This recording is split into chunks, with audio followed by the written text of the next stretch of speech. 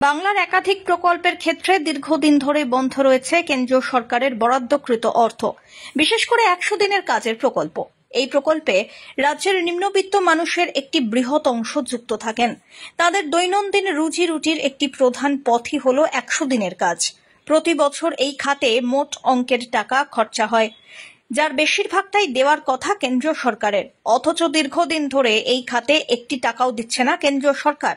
মূলত রাজ্যের বিরুদ্ধে সঠিক হিসাব না দেওয়ার অভিযোগ তুলে এই প্রকল্পে টাকা পাঠানো বন্ধ করে দিয়েছে কেন্দ্র। কেন্দ্রের এই বঞ্চনা নিয়ে দীর্ঘদিন ধরে সোচ্চার হয়েছে রাজ্য।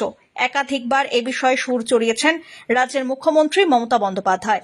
এমনকি সরাসরি দিল্লি গিয়ে ধর্নাতেও বসেছিলেন ডেপুটি অভিষেক বন্দ্যোপাধ্যায়ও।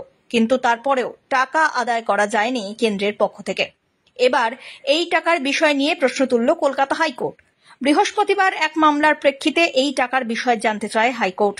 প্রধান বিচারপতি টি.এস. শিবজ্ঞানম এবং বিচারপতি চৈতালি চট্টোপাধ্যায় দাসের ডিভিশন বেঞ্চ কেন্দ্রীয় সরকারের থেকে এই ব্যাপারে ৩ সপ্তাহের মধ্যে রিপোর্ট তলব করেছে।